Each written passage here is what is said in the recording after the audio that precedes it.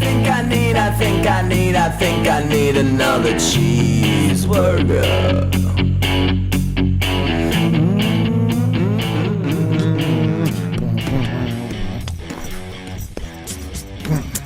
Those dudes had hats on in that fucking in that music video, right? What music video? Christmas in Hollis? Christmas in Hollis. Yeah, I think so. Yeah, I mean there had to have been one rapper rocking one, right? You mean the guys from the Die Hard soundtrack? Yes, Rum DMC made the Die Hard soundtrack. What the fuck are you talking about? They did.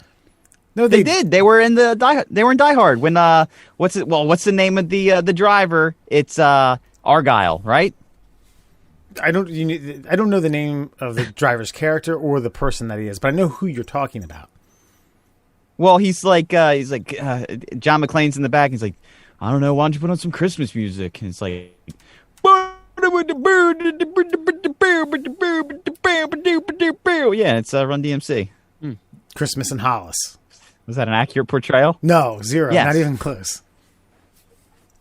No, not even. What? That's pretty bad. That wasn't even close to accurate to how that song sounds. Okay, I'm not a Run DMCologist. It really I'm just a gentle white boy from Cecil County. It sounded like you were trying to do you sounded like you were trying to do ba with the ba. Ball with the ball, the bang, bang, biggie, diggy, diggy, set the boogie, drop the boogie. Yeah, no, that wasn't that. That was my version of Christmas in Hollis. Look, I am not a lyrologist, okay? I don't remember words to songs, but I can remember the feeling that it gave me when I heard it. It's a great Christmas song. I enjoy it. Lyrologist? Die Hard. Was that just a word that you tried to make up to sound, but you're witty enough to make it sound like it's real? Lyrologist? Yes. You lean into it, baby. You lean into everything with confidence. Just like I did with this other little thingamajig that we're going to be chatting about here in just a few minutes. It makes zero sense at all whatsoever for the evening. Ologist onto any word, and it makes it official. Even if the first word isn't a word? Yeah, pretty much.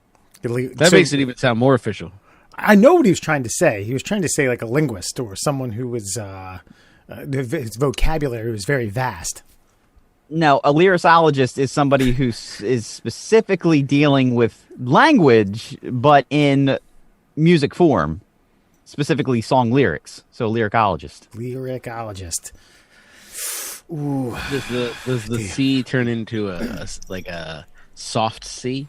So is it like lyricologist? You know what I mean? Not lyricologist. I've actually said it 3 different ways. You guys weren't paying attention, and I did throw a lyricologist in there at one point. Okay.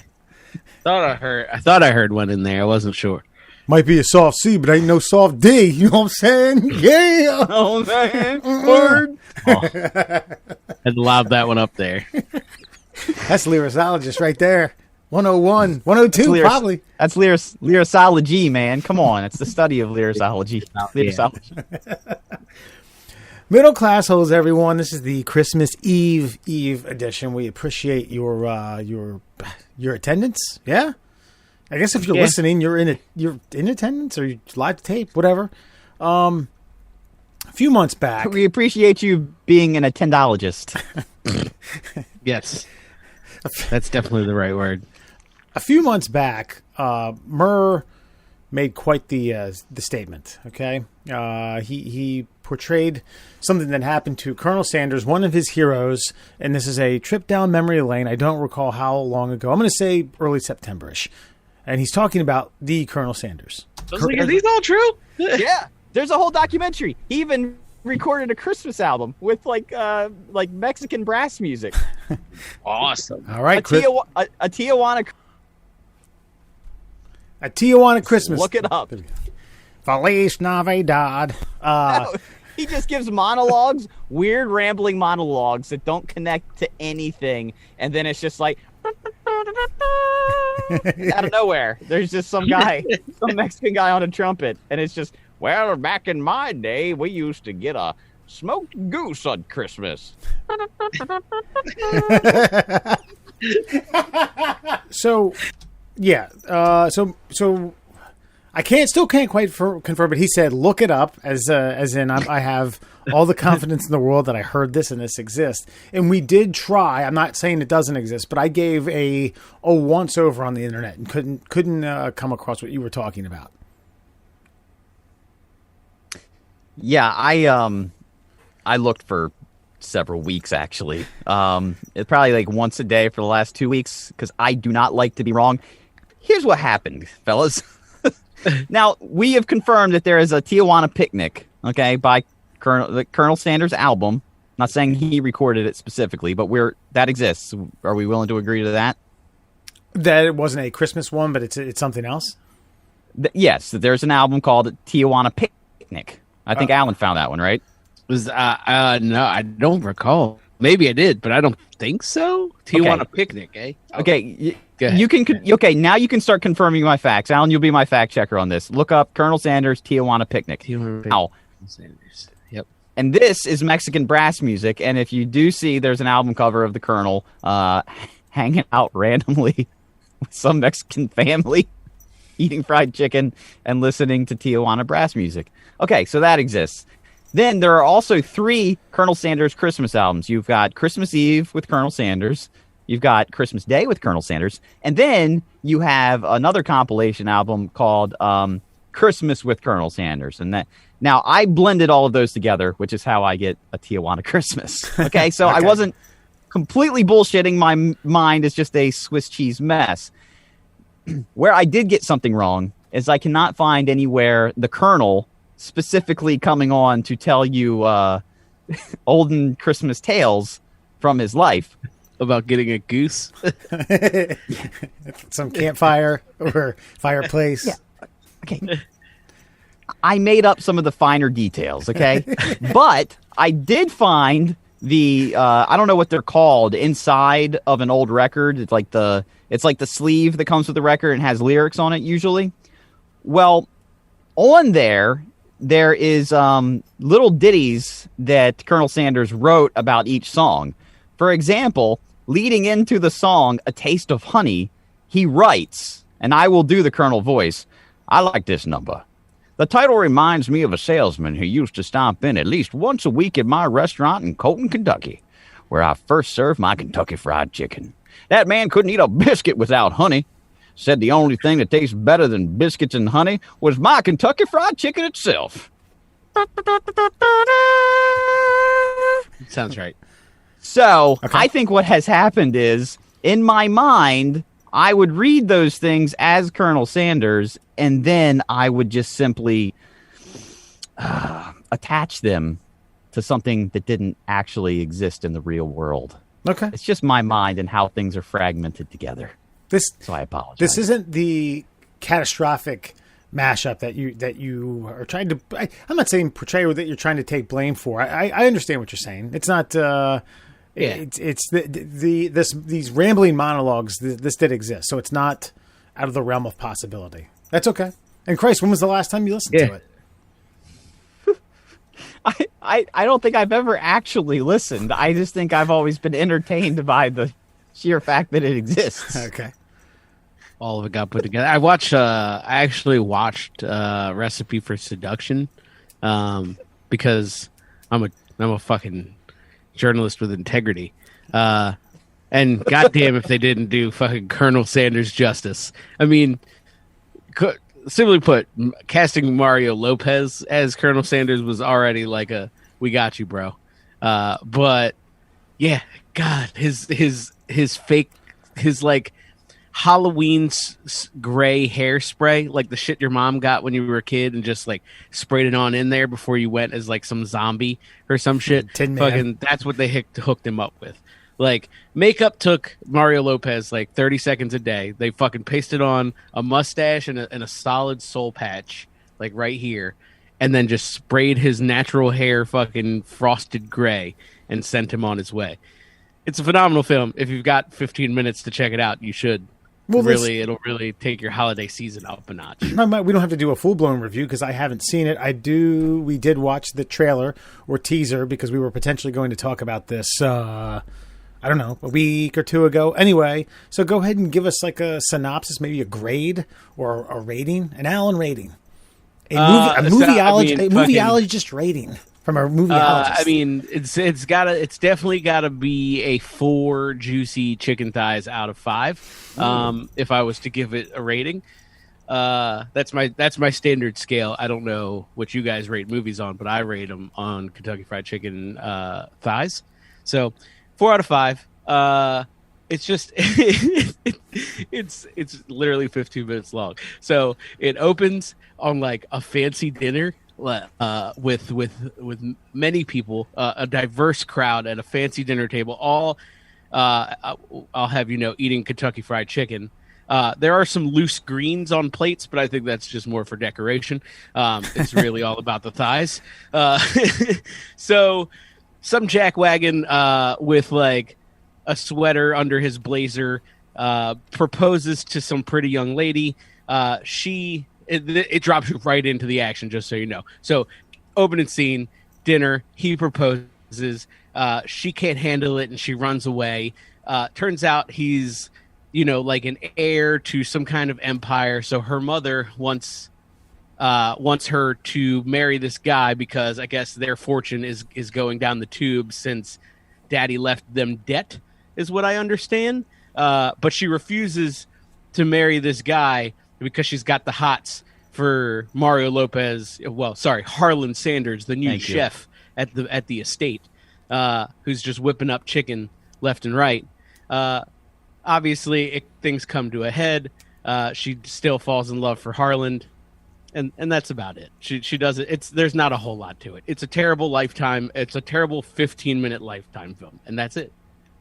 Wow. I just want to remind you that you spent more time describing the food than you actually did the plot of the film. Yeah, because the plot of the film is literally like I tried to drag out the plot of the film to help like sell it, but no, nothing really cool happened. Hold on, my wife is looking. Ah, God, yeah, but it was. See, that's part of the plot. See, Kelly's reminds so part of the bad. plot. Like I forgot about it. Movies are. Like that's an important part. Jeez, damn, we should have brought her on for this Yeah, one. I know, man. Yeah, the mom like comes on to the rich guy and is like, "Yeah, remember that time? You know, I gave you the little blowy J at the lake house. We'll give you some more of those if you marry my daughter." She tries to sabotage the whole thing, but like I said, in the end, it's. Yeah, yeah. There's a gay black best friend. God damn it. This is why I didn't want to get into it. It's fucking terrible. I don't know. Your wife seems to be selling the movie better than you did. You know, I mean, maybe she enjoyed it more than I did. But see, you know what? I'm not accustomed to Lifetime movies. She saw all the twists and turns. Like she knew that. I was like, oh, this is something. See, her this ears. This is a film. Her ears have to be sharp because, like, I think where God knows where she was in the house, and she heard you say "recipe for seduction." Wait, what? Talk without me. hold the phone, goddammit. I'm gonna have to call you right. Yeah, back. there was. Yeah, sorry. There was. Let me elaborate. The gay black best friend saw the mother like groping the rich guy at a bar, and so she came in to tell the daughter, you know, hey, your mom's fucking shady. Rich guy's also shady. Mom knocks out black best friend. It's just terrible.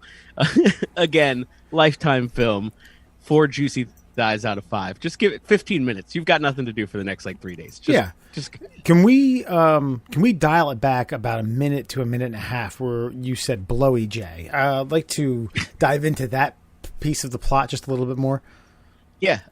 So, I mean, again, 15 minutes. There wasn't an elaborate cut scene or flashback, but douchebag's at a bar. This time, he's there with like pink shorts and a button down with a sweater around his neck. So proper asshole. Pounding bourbons. I think he knocks like 3 of them back in a 30-second period. But yeah, she comes and meets him at the bar. And it's like, hey, remember that weekend at the lake house? Yeah, there'll be more of that if you fucking figure out how to marry my daughter who hates your guts, you piece of shit. So she doesn't say it just like that, but that's basically what it is. And she's like rubbing on his thigh, and it's very seductive, which makes sense for the the recipe. Yeah. Yeah. What? Kelly's got a plot point apparently. Also, is it open for a sequel because she's sitting at the mental hospital and they always are. They don't go to jail. They go. Mental hospital. I heard sequel and mental hospital. Yeah. And he's like, I know where she is. Totally leaves it open for the sequel. There is a potential for sequel. Ooh, hopefully. I was so trying not to get this fucking far in the weeds with the recipe of seduction. I was trying to be like, yeah, I saw it. It's Watched fucking it. great. It's Everybody great. should watch it. Holiday season. So yeah, like Kelly said, at the end, like every Lifetime movie, a Colonel Sanders comes to find his love, but with chicken because she'll remember him with the chicken. She got driven crazy because of the mother thing and the fucked up boyfriend thing. So yeah, it's an elaborate film for 15 minutes. There's a lot of ups and downs. It's really a roller coaster ride of emotion this holiday season. So After that detailed description, we should have just watched the whole thing. Yeah. I mean, know. it took us longer to do all that, including my wife's input, than to watch the actual recipe for seduction. So, just do what you want this holiday season. But Mario Lopez in cutoff sleeves, with an ascot and fucking gray hair, is pretty much all you need this holiday season. I'm trying to. What do you think? Like, was the casting for this long and strenuous, or were they like, yeah, we're getting Mario. We don't care. We're getting Mario Lopez. Yeah, no, I think they had Mario lined up. Right. And if not him, it would have been Yeah. George I mean, afterwards, I guess. George Lopez. Well, they've been doing not George Lopez. They needed a heartthrob. It's kind of like when they did. Bite They've been your doing tongue. the different versions of Colonel Sanders for the last several years, where you had who's that guy that's always out in the sun? He was like an old like soap star. Anyway, George Hamilton. Yes, George Hamilton. Then they got for their hot and spicy wings that they did, or hot and spicy chicken that they did. They got Rob Lowe to come in there and do it. Norm Macdonald, Daryl Hammond. They've gone through a whole gamut of Colonel Sanders, and it just because you know why there's a different representation of Colonel Sanders, because Colonel Sanders, in a way, represents all of us. He is the true American spirit, embodied in an old Southern gentleman. He had a dream, my friends, and his dream was to fry chicken for all of America. Okay? He didn't make his money until he was past 65 years old, and he only made $2 million from all that Kentucky Fried Chicken frying recipes that he came up with. He had to be a mascot just to make ends meet at the end of his life. He fucking turned himself into a Kentucky colonel just to sell fucking fried chicken. Well, We all bought it. It's funny. It's funny you bring that up because, truth be told, I did a little more digging than you did, and I did happen to stumble across some old, authentic, 100% authentic Colonel Sanders recordings from Christmas. Never heard, never seen until today, folks. And we're going to not play these in one straight line. We're going to divvy this out. But Alan, this is new to you, and Murray, you've never heard these. Here we go. Now, back when I was a railroad fireman, I shoved old Danny Thomas inside a coal-burning oven. He done kicked and screamed for about 3 to 5 minutes, which is the exact time it takes to fry my delicious original recipe, Kentucky Fried Chicken. Ain't no coincidences in life. So, then, like I said, more of those to come. more of those to come throughout the night. 100% only heard by a handful of people, myself included. So you're welcome. Yeah. I can't even look at Mario Lopez the same anymore. No. I'm not gonna lie to you. Like, he should just keep that fucking style for the rest of his life. What do you mean? He should just dress like that. I think. Oh. It works. I don't know. Yeah. I'll give you the the scepter if you got something. Well, it's just, actually Mario Lopez is like 50-something years old, and if he would just, let nature take its course, he might look something very similar to that. I mean, that hair, he does have that sweet Hispanic hair, so maybe it won't go dark. Yeah, I don't think, that's my point. They casted him. I said to my wife, I was like, look at him. This guy's like fucking 50, and they cast him across from like a 21-year-old. Like, his co-star, I don't know if you've seen any of this stuff, but like That's his co-star.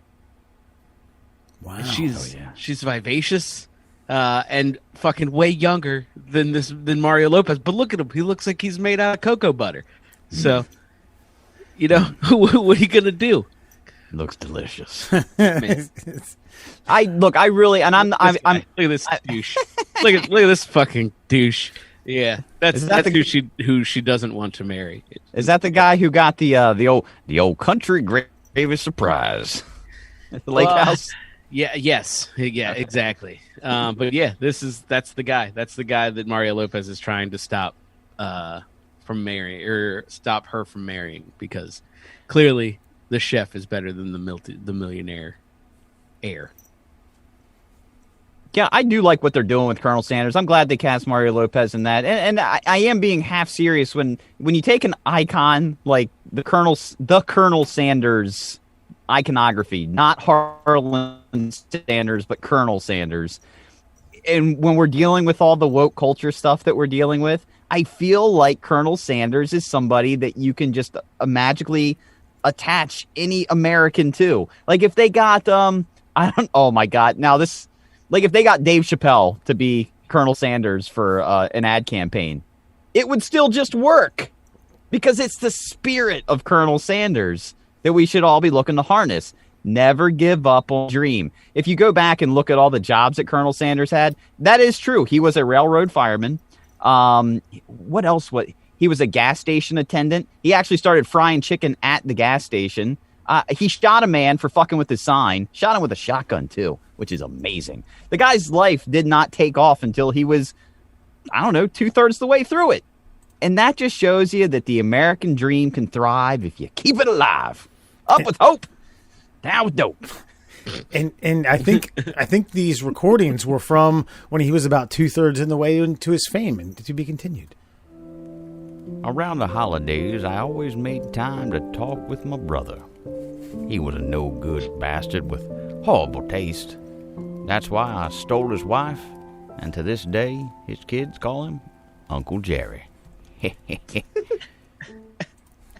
Yeah. He's a dick, too. This is Yeah.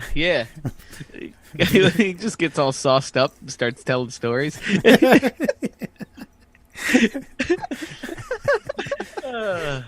Terrible. the more the colonel gets inebriated, the better and the more juicy the stories are.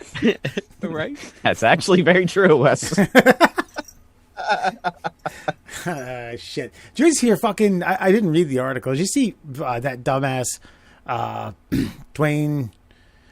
I keep wanting to say Dwayne Johnson. Sorry. Dwayne Haskins, quarterback for the Redskins, was in a strip club after the loss last week without a mask, and a picture was taken and shared with all the social medias. You see this dumb shit?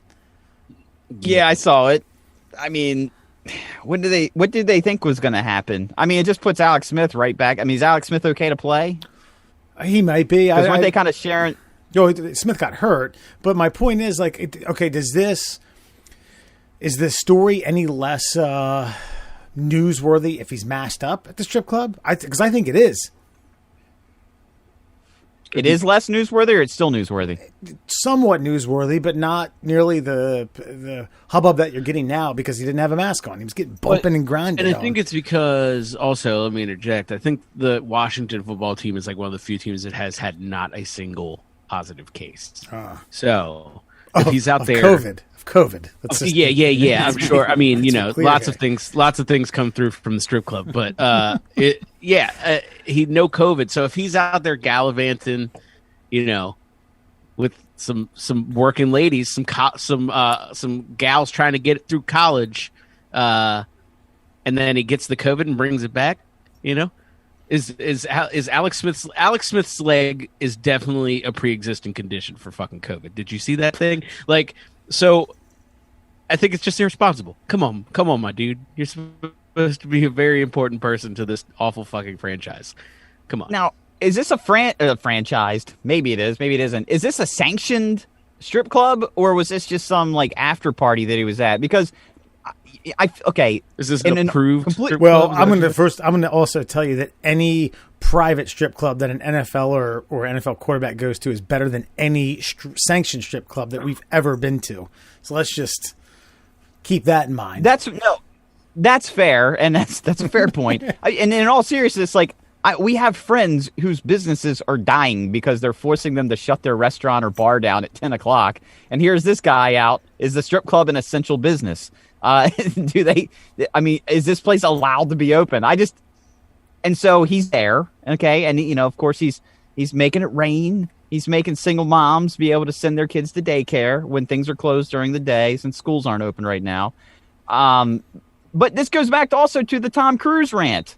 Like, we're fucking putting people in a position to have a job. And you're out here. Can't you just get, like, some COVID-free bitch to come over and squeeze her titties on your own time? Like, do you really have to go out and party with the whole gaggle of them?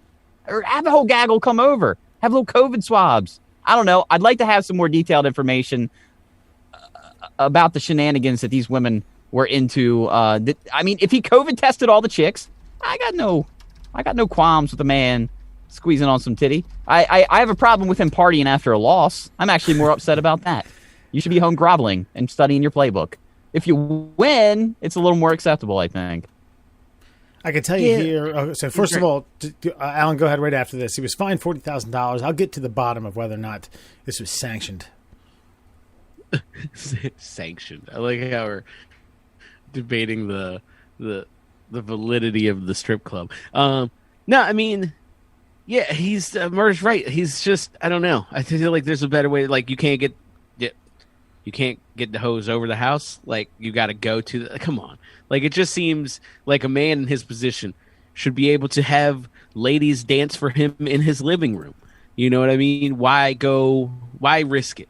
You know what I mean? So, I'm sure it's easier to buy, whatever liquor is, it's easier to get Douce in fucking cases and just have it delivered to your house instead of paying $500 a bottle. It seems imprudent at this time, economic strife, pandemic going on, overspending, and a disregard for public health, I think, is really the name of the game here. So, Dwayne Haskins, fuck you, sir. So the plot thickens here. This was at his hotel suite. These were, in fact, professional dancers, but it was for his girlfriend's birthday party. His special lady friend. I feel like we're all disqualified from having any further opinions on this because all of the parameters that you have just set in place, these are waters I am unfamiliar with, right. Where my girlfriend wants to have professional strippers over to my $2,000 a night suite. Nothing. I'm sorry. I'm disqualified. Yeah, I'm unqualified and disqualified. I think the mask would be the last thing on my mind. I think it'd be like, what? Yeah. Oh, yeah? You want to? Oh, you want me to make the phone call? Oh, all right, hold on. I'm not thinking about, all right, I'm going to make sure I get my Under Armour around my ear here and put it over my face and nose. I guess the real question is, were the ladies freelance? Were they just, were they 1099? Is really what I'm asking, or do they run through an agency? Which presumably the agency would have guidelines. Got to wear a mask, got to Purell up. It's an awkward profession to need to take safety precautions in. But hey, if the OSHA does not care, the industry. So is all I'm saying. I would argue that it's actually the least awkward to have safety precautions set in place. Well, that's the one where you should really be tested about everything all the time. Well, yeah, reasonably, but in that setting, I think that kind of thing goes to the wayside often. So something to be mindful of. Maybe we don't know. Maybe they were vetted. They've been tested that for COVID. And maybe they were totally fine, and they run a tight ship at Madame whatever's ladies of the night.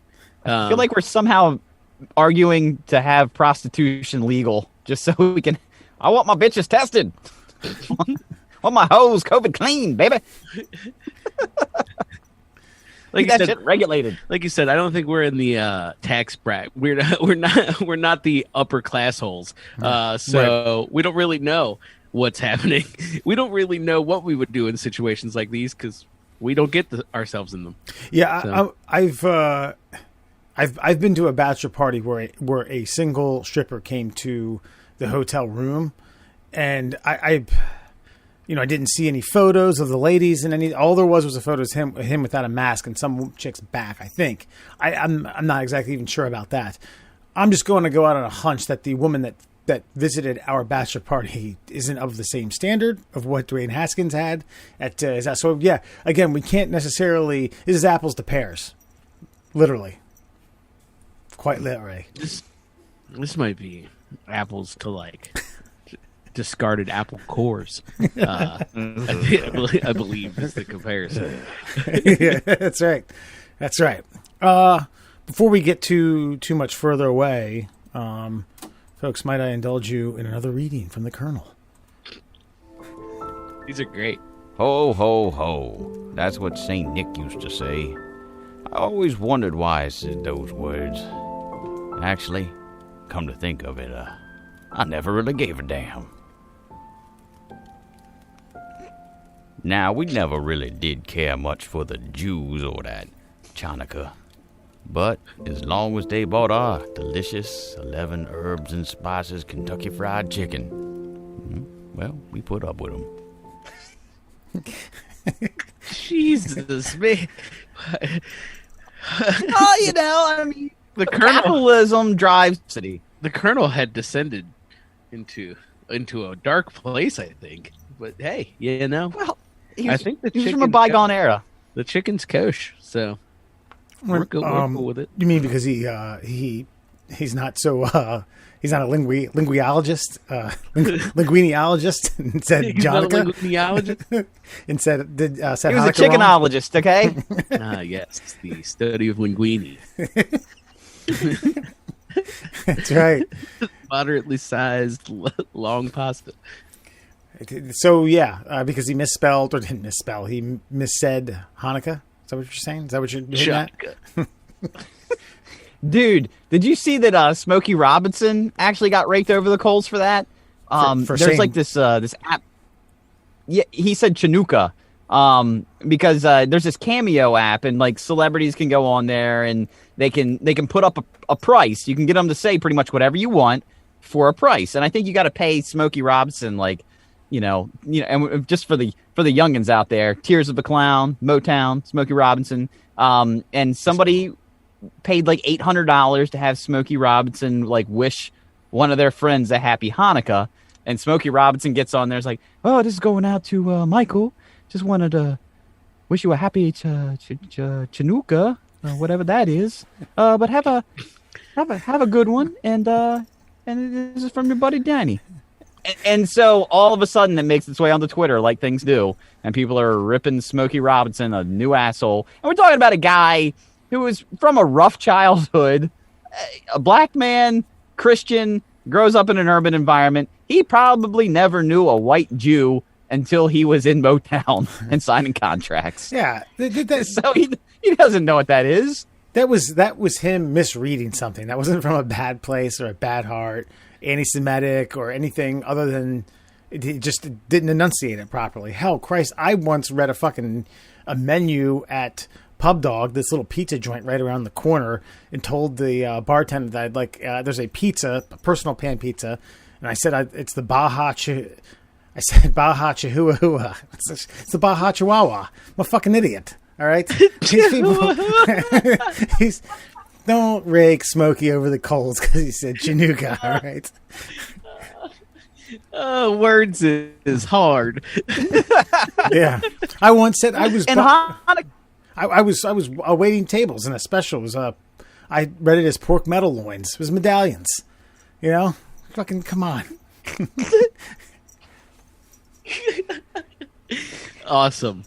They were probably so confident in your wine selection after that. Listen, with the metal loin, you're going to want something sharp, something a little crisp. You're going to want a fruit wine. I think we got some Or Rieslings. maybe a Merlot. James. Maybe what? A Merlot. So Smokey said that, and then Twitter exploded, right? Yeah. But look, you gotta. I've seen Hanukkah spelled multiple ways though. Usually they actually do drop the C because I think a lot of people have made that mistake in the past. So they just, we don't need that letter in there. It's of no use to anyone. So it's really kind of the asshole who sent him this copy, just expecting him to be a linguist, if you will, a linguistologist. And, but the other thing is he obviously didn't know what that word was because he said Chinooka, whatever that is, which makes it even funnier. Yeah, that's the thing. The problem with Cameo is that it gives celebrities the opportunity to do shit like there's no publicist being like, ho. Yeah, that's fucked up. That's not. Don't say that. That's bad. No, there's no one there. It's just him in his house, 80-year-old Smokey. I don't know how old Smokey Robinson is. I assume he's fucking old as shit though. Just playing on his. He probably can't get it to work. I just picture Smokey Robinson recording his Cameo, facing the wall in his bathroom while he's sitting on the toilet, the camera's facing like soaps on a shelf and not himself because he's that old. So, I mean, yeah, give him a break. Fuck it. You're lucky you got video from a phone from fucking Smokey Robinson. So take it for what it's worth. Well, 2 years ago, they got Brett Favre with that shit. Some white power organization got him to read some weird cryptic message. He had no idea what he was reading, but it made it sound like Brett Favre was down with the cause, and he had to do this big public apology, and he stopped doing Cameo after that. Now, was this Smokey thing not live, or was it? Was it live? Was it not live to tape? No, you basically with Cameo, you take out your phone and you do a FaceTime video of yourself, and then you just save it, upload it, and it's done. And it's just a one read kind of thing, a one take. Yeah. And then you get paid $800. So a lot of bygone celebrities, like Kevin Sorbo of Hercules fame, might read you something. And the dollar value goes up or down based on where you think you are in the celebrity hierarchy. You can get Michael Rappaport to shout some shit at you for $50. So, really? Because I was going to say, it's really up to you. If we pulled our money and did something specific for the middle class holes, we could definitely get a Bob, a Gilbert Godfrey or something. Oh, you thought I was going to kill Bobcat? No. Yeah. It's for me. It's either Bobcat or Bronson Pinchot. Okay. I don't know if Bronson's on there, but fuck, I would love it. I feel like both is alive. I feel like all names mentioned would be on there, to be honest with you. But I don't think Bobcat wouldn't really do us a favor because Bobcat has since he's dropped the voice. He doesn't do the voice anymore. It would be like, no, you got to do it that way. Right. Yeah, and he won't do it that way. Apparently, he did a stand-up routine and he had dropped the voice, and people were like, "Do the voice," and he's like, "No." And that was it, and he just moved on with the show. Yeah. And then I think half the crowd left, and that was the end of his career. Yeah, Bronson Pinchot's still alive, so just saying. All right. Well, Alan, get some pricing. See if we can negotiate a little bit. I mean, I think between us and income that not expendable income, but income we'd want to spend on this. See what we could get for $75. He's on here. What? he's on there. Oh shit. Perfect Strangers, True Romance, Beverly Hills Cop. Yes. Wait, how much? How much does he have a price on there? It's $135. $135? Not really that bad. No, I just need but I'm this Serge. Okay, yeah, I know, but see, here's the problem, Wes. And as much as I would like Perfect Strangers famed Balky Bartokomous / Bronson Pinchot to do a cameo read for us, how much pull do you think old Bronson has in the 2020s? Yeah. Is our 135 really helping us out? Yeah, that's these 1,200 followers on Twitter. We might get a couple. I don't know. Here's what we do. We start a little like GoFundMe on the site for like half of this. If like somebody pays us $65, if we could pull $65 from all 20 of our listeners, we'll foot the other half of it. I'll fucking foot the other half of it, and we'll get like Bronson Pinchot to cut us a cameo that will do us no good, but I'll still pay for it. I'm down if I can get some like comparable celebrities at that level. What do you say, $135? Okay, that's fine if we're gonna get half donated by our listeners and this Shin Splints recovery group will probably foot in a little bit. We could probably, if you're talking 135, 150, I'd like to hear just a few other options for my own sanity, manlyhood. Throw them out there. All right, yeah. Mer, what do you got? For $360, which is a not little even out of our close price to range. We have a budget, man. It's not $360. But hold on. Hold on. For $360, you can get the entire Wu-Tang Clan. Oh, fuck. That's way worth it. Wow. That's totally worth it. Fuck Bronson Pinchot. No offense, Bronson Pinchot. Yeah. Bronson Pinchot over Wu-Tang. I mean, yeah. Or we could get Paula Abdul for $225. Do you think maybe, okay, all right, I got it. If we can pull, if we're going to pull that kind of money, do you think we could get Bronson Pinchot with the Wu-Tang Clan? Like he's a member? Like he's the 10th member? Or him to impersonate Old Dirty Bastard? Hey, it's our audio. We can edit them all together. I was going to say, can we get Bronson Pinchot to do the intro to fucking Triumph that Old Dirty Bastard does, but as Serge? I think that we'd be money. we could shut this podcast down. We'd reach the pinnacle. What if he says Dude, no? we can get Mick Foley of former WWE fame for $95. Oh, yeah. That's even more street cred, I think, than Bronson Pinchot, unfortunately. Yeah, I'd be down with that. Okay, so say we'll just we'll get a little we'll get a budget. And if we want to do two, more bang for your buck, we'll get two people: a Bronson Pinchot, Cactus Jack, Dude Love, Mankind type thing. Okay. Yeah. I wonder what Ric Flair goes for. It's got to be hundreds.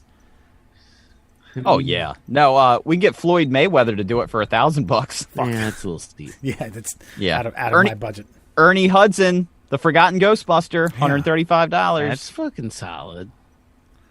Winston. I would do that. 135 for Winston. Yeah, that's not bad. While we're going over our options for a call out on that, I'd like to listen to another reading from the Colonel. Now, when I was a boy, my mother suffered from what they call today the dementia. We just called it a case of the stupid brain. Now, back then, she would hang a stocking above the fireplace with nothing but a potato inside. And that's how I came up with Western fries. Delicious. Another soothing reading of Christmas from Colonel Sanders. That's good. I always wondered how Western fries came about, so that makes sense. We can get little sense, but To Catch a Predator's Chris Hansen for $50. Oh, bro, we can get Jenna Jameson for $75, and we can ask her about her rookie tape. I think that's fucking solid. All right, this does sound like money well spent, but let's not jump into this early. Maybe we put out gather these. I'm writing some things down here. I think we should come up with some options. We should push it to the audience. And see what our faithful says. Yeah. Yeah. There's your boy Gilbert Gottfried, $150. $150. I think everyone you mentioned is on here, Wes. Oh, dude, everyone's on here. We should just start getting like fucking really bad. We should just get like, Backstreet Boys that nobody knows their names. Like, we should just get really off the wall. What's this called? It's called Cameo. All right. We'll get together a budget. So word up. We'll get together We'll come up with a Cameo budget. Come up with a Cameo budget. We'll put out all candidates out, on a vote on the middle class holes, and we can spend up to that amount of money, and people will call it out. Like, this is our budget. Yeah, we should get Steve Wilkos. Steve Wilkos. Yeah, like Jerry Springer, Steve. Yeah. Oh, that's interesting. He's $60. Alan, do you think who was it? Will Sasso from Mad TV? Did Kenny Rogers? Yeah, that might be a good option too. Oh, we should totally do that. I knew that would him pluck as your Kenny Rogers heartstrings. or him as Steven Seagal. One of the two. I knew that would pluck your little heartstrings. Hi, I'm Kenny Rogers. Well, Kenny Rogers is dead, so I'll just remind you of that. I mean, I know. It's fine. This is Kenny Rogers from beyond the grave. Oh man, he's not on here though. I don't see him. Will Sasso. Yeah, I guess he's too big time to fucking. All right, so look, we'll pick say peanuts, do goofy shit. we'll set a number around. My gut tells me around 300 to 400, with a little help from a GoFundMe app from the faithful. We'll put out that max, and we'll put out candidates and how much they're worth, and people can say, hey, you can do, you can pick 1, 2, 3, or 4, however many you want to get to that magic number, and we'll see what we get. I'll be interested. Yeah, I like it. Yeah, we're throwing out. Some of these I'm going to nix. Some of these I'm going to go. Not doing it. We can get Simon Rex of gay stunt cock porn fame for $69. I actually $69. I read up on that. He did solo masturbation stuff that was synced in the middle of gay scenes. So it was a gay porno, but he didn't act with other. Are you justifying it? Is that what you're doing right now? Like, I'm telling you, I followed up on the story because I'm a professional. I'm a broadcast journalist. I know, but you made it sound like that was like okay. Like, oh, I mean, he didn't participate in gay porn, but he did jerk off in cutscenes for gay porn, which makes it okay. It makes it a little better. Does it? I don't even. Are you bad if you act in gay pornography? Is that what you're saying? See, now you're backing me into a corner here. I would say a few years ago in a different America, then the answer would be yes. At least as far as it being consequential to your career. Beyond that, it's between you and your maker. But you know what you're doing when you go spread eagle on a couch for a cut scene in the middle of getting the shaft. Well, it certainly didn't hurt Simon Rex's VJ career. What were you going to say, Alan? Who would you come across? I was just last one, Gary Busey. Wow. It's 350. Yeah, 350, right? 350. Yeah. 350. That's pushing it. That's pushing. I'm not trying to spend. Asking about Rookie of the Year. Yeah, could you play Chet Stedman in the cameo for us? Yes. He can't even play Gary Busey, so asking him to stretch any kind of fictional chops is going to be a push. Chet Stedman no longer exists. His character has lived into the void. I only reconnect with him in the deserts on peyote. Chet Stedman isn't a part of this realm anymore, and that's what Gary Busey would say. You'd be like, "Whoa, bro! I just wanted you to be the fucking father figure that Hollywood thought you were. Come on, just stop, Gary Busey. Look, his fucking picture's frightening. It is frightening. I saw it. It's just." Fuck, I can't even find it anymore. I'm good. But yeah, Gary Busey. I think that's it. That's my vote. Maybe you could play the war vet from Black Sheep. You know, the one that goes ape shit on Chris Farley and David Spade. Yeah. Here, cue Murr to make fun of me. Distractible. Drake Savage. Cue Murr to make fun of me about obscure movie quotes. Oh yeah, I have no idea what you're talking about.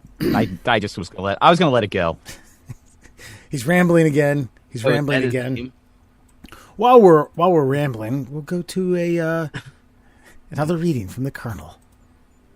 Back when I served in the Spanish-American War, I fell in love with a Mexicana woman in Guadalajara.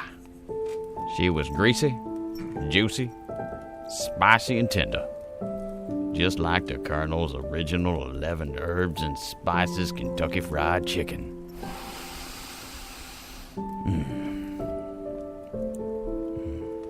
Juicy and tender. It gets better. I mean, it's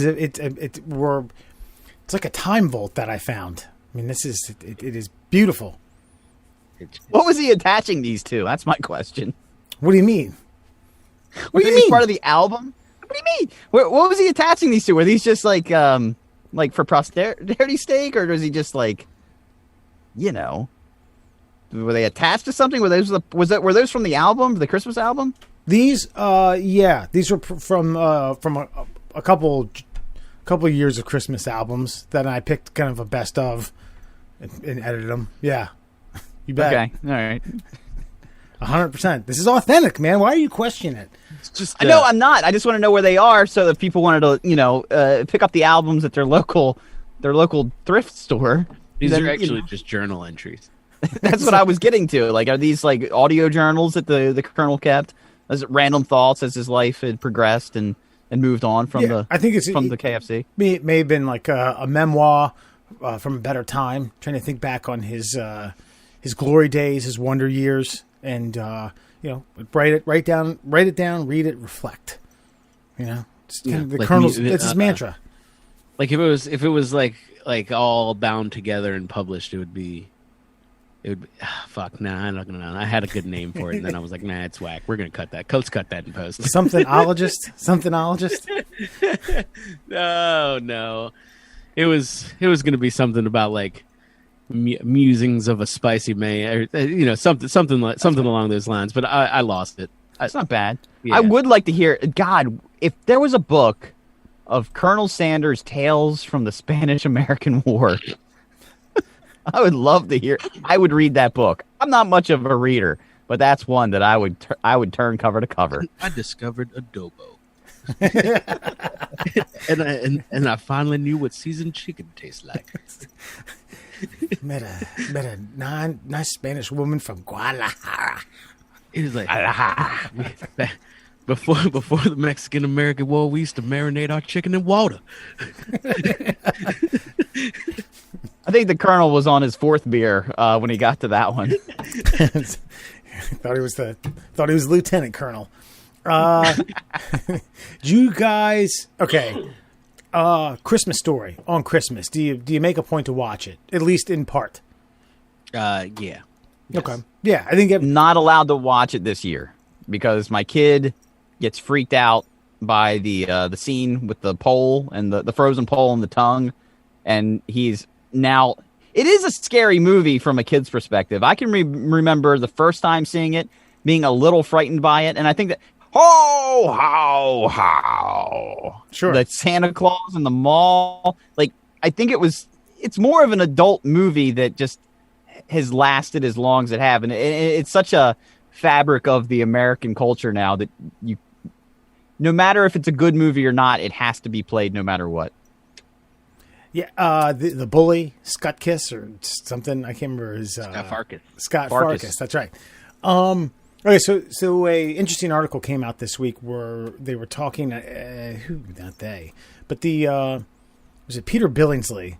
Okay, so he goes on. He was on a podcast. I don't even remember which one. It certainly wasn't ours. Speaking of which, write down Peter Billingsley. We might be able to. He might be a bargain. He might be in the.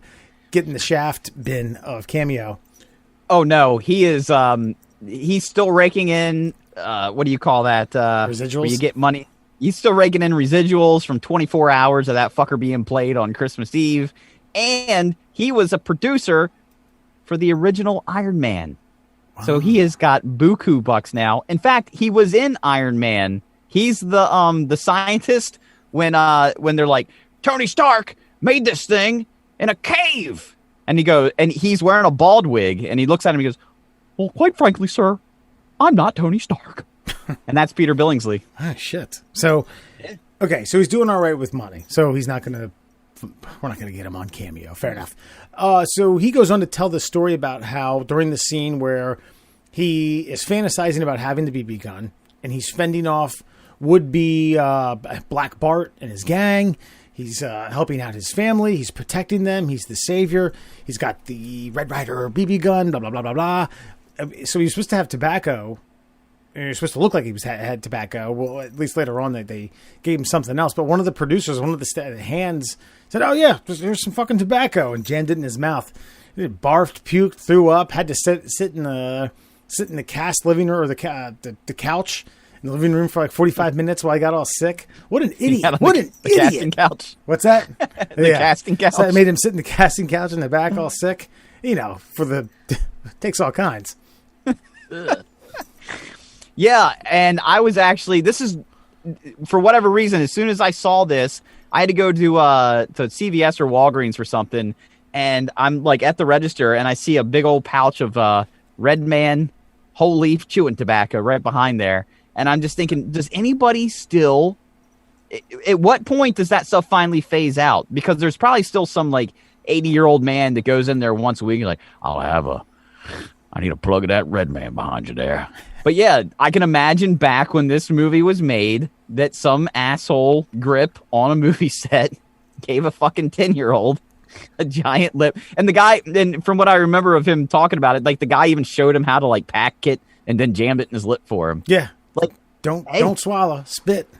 I get what you're saying. That also makes me, when you said there's someone who is still keeping this in supply at certain convenience stores or gas stations, because that's so weird. Because if you've been dipping for about 10 years, you likely have cancer at that point, 10 years plus, and that type of shit. But he said that they later on he came back after he had puked and felt better, got it out of the system. They jammed a bunch of raisins together, and that worked out really well. And then I heard who played, was it Skutkus? Nick Skutkus? Why do I keep fucking his name up? What, Scott Farkas? Dick Butkus? Scott Farkas. yes. He went on to say a couple things about how the snow wasn't necessarily snow and it had little plastic bits in it and cut them up and all this stuff. It was just an interesting insight to a movie that I watch at the very least once a year, probably collectively more than once a year. I probably, over the course of 24 hours, I'll probably watch it. I don't know. I'm like a 1 3/4 to about a little more than twice.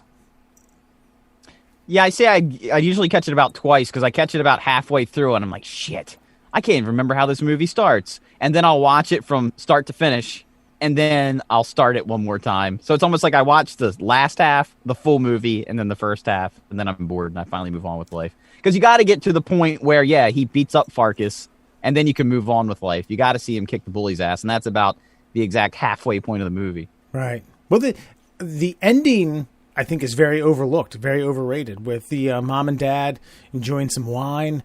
The kids are asleep. They can actually have some time to themselves. It is beautiful. I think it's Silent Night is being hummed in the background, and Ralphie falls asleep with the pistol. I don't know. It's good. It gets me right here.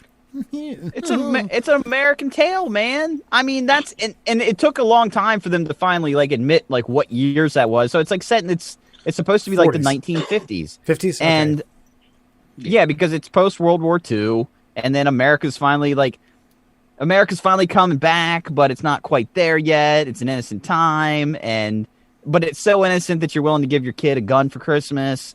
And I think it's an important film that still needs to be viewed by the modern American public to show that even with a firearm, there can be some innocence attached. I mean, it's just the American fucking way. God damn it.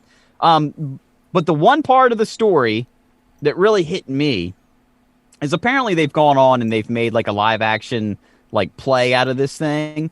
And one of the greatest scenes from this movie is when the neighbor's dogs come in and tear the turkey apart. Officers! You don't even know what the dad says. He screams in such a high-pitched squeal about the turkey. And so they have to go to the only restaurant that's open, and the only restaurant that's open is think about this too, set in the 1950s, a 1950s Chinese restaurant, because those dirty communists aren't celebrating Christmas. And so to appease this American family, they decide to sing some Christmas carols. And so they sing, deck the halls with boughs of holly, fa ra ra ra ra ra ra ra. No, it's fa la la la la. Again. Deck the halls with boughs of holly, fa ra ra ra ra ra. Get the duck. And so I guess because it's become so socially unacceptable to mock someone's accent, that they have since pulled it from the play, and the Philharmonic actually sings fa la la la la la la la la. That is pardon the term, but a whitewashing of history. That those people, God bless them, they probably spoke Mandarin Chinese, but they learned English and were willing to sing a song that is complete rubbish and bullshit to them, but they did it in the spirit of the holiday. And even though they're making fun of the lyrics or mispronouncing the lyrics, I don't know, it makes it all that much more wholesome that they can't pronounce the lyrics. The family it's enjoyed funny. it. The family enjoyed it. They were getting into it. They were fucking clapping and hooting and hollering. Alan, as our middle class holes racism Your racism buffer. no, not racism buffer, our racism and American expert. Is that a racist scene in your opinion? I mean, no, not necessarily. I don't think so. You know what I mean? I think it's like you said. That's just how they say it. It's I guess more racist to find it amusing and like snicker at their inability to not say L's. But Which is the joke in its entirety. Okay. yeah, but so I don't the fun. Yeah, well, the joke in that context, but them physically saying "fa ra ra ra" is not racist. That's how they say it. Like, all right, perfect example. I don't know if I brought this up, but Murr, and I don't know if you know this, but when I was finishing my undergrad, I was working at a deli in Catonsville, Korean owned, and I would deliver like catering orders. I just whatever random shit. But on catering orders, we used to have a plethora of options. You know what I mean? You can get all types of like wings and fucking finger foods and all this shit. But the thing that a lot of people got was pigs in a blanket.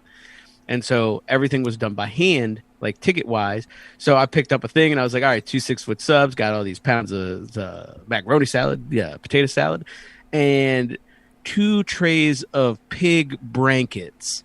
And I was like, oh, pig blanket. God. Like, so it took me a second.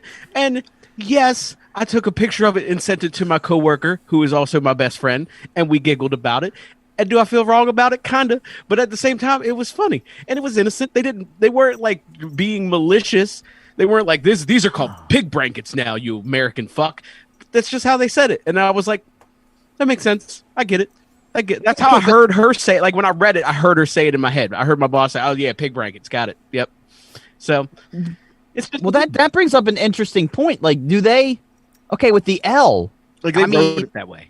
Exactly. So yeah, either that's they what I'm saying, they hear it that way. Like, yeah, I know they hear it that way, or no, I feel like they say it that way. They can't pronounce, like my wife's Portuguese, and there's still certain letters that she says different than the American vernacular, but she still knows how to spell it properly. She just doesn't say it properly, Right, at least in the American context. So what fascinates me is either they get the joke and put the R in there on purpose because they think it's funny, or I don't know what the or is. Because I think the or is like it's a legit like it's because like my mother has both my parents have that like a little issue there when they write English because it's not their first language. There are things that just they write it how they say it. You know what I mean? Like a Walmart. You know, if they're saying Walmart and shit like that. So, you know what I mean? Like I could come up with a million of them. But like things like that they just don't. That's the Americanized way of saying it. And so when they go to actually write it for the first time, their Spanish brains are like, oh yeah, well that's Walmart. That makes sense. You know, you know what I mean? So I think that's more how it is like they've never formally been taught, hey, by the way, that's this. So their brain translated it as such. I think that's just what happens. Wes, go ahead. I've got more to say, but I want to hear your point on this. You're going to think I'm fucking with you because we were joking around about it earlier, but it's the linguist of it. So it's the way your tongue bounces off the ridge or certain portions of your mouth to speak your native language. And Mandarin, or those who speak Mandarin, don't use the la, like the tongue getting towards the behind your front teeth and creating that la. Now, if it's option A, which you said, which is they're fucking with us, that might be the greatest ruse of all time. If every person who spoke Mandarin from the beginning of time was fucking with us, oh my god, unbelievable! Kudos to them. That's gold medal for life, for eternity. Okay, and I'm not mocking here, but I would assume, Alan, and I'm not trying to like torpedo your point here, but if I'm native Chinese and I speak Mandarin and I'm love, right? The word love, I know it's spelled LOVE, but my Mandarin tongue only makes me say Ruv. I don't feel like I'm still spelling it ROVE. I feel like I know that I can't say that letter, but I still know what letter that is. So pigs in a blanket, I still feel like even if you pronounce it that way, you would still spell it properly. Yeah, but I mean, so it's just my like. I mean, Wes pointed it out, but it's a linguistics thing where, like, you haven't formally been taught that. So if you've never like, yes, you understand that. I guess it's supposed to be the American L, but Alan. like when you're first seeing and writing a totally different language, you're going to write it the way you say it. Alan, okay. But that tells me you know what an R sounds like. And if you know what the R sounds like, you know it doesn't look like an L. But you got to like. You're also forgetting that we're not saying, all right, Spanish to English. We're talking about squiggles and fucking lines and letters. Like, we're talking about 26 letters because we're dumb Westerners and like 1,000 million fucking characters because they're smarter than us. Right. Like, so it's... I think if you were saying like, yeah, Spanish to English, probably a bad example because yes, that is a lot easier. The numbers translate; they are more Westernized, but that's all Latin influences shit. Fucking, they ain't Latin influenced; they're them influenced. Their letters come out the way they say them. It's like that's what I think the disconnect is. It's like a Natty Bow. You mean their Natty Bow cap? Yeah, exactly. Like, exactly. Now, Alan, what I was going to ask you was someone who you can understand Spanish fluently. You speak it. You said probably about 30 to 40%, kind of given where your inebriation level, and you can't really write it at all. You can read it, but can't write it. Oh no, I can write it. Okay, so maybe I can write it and read it.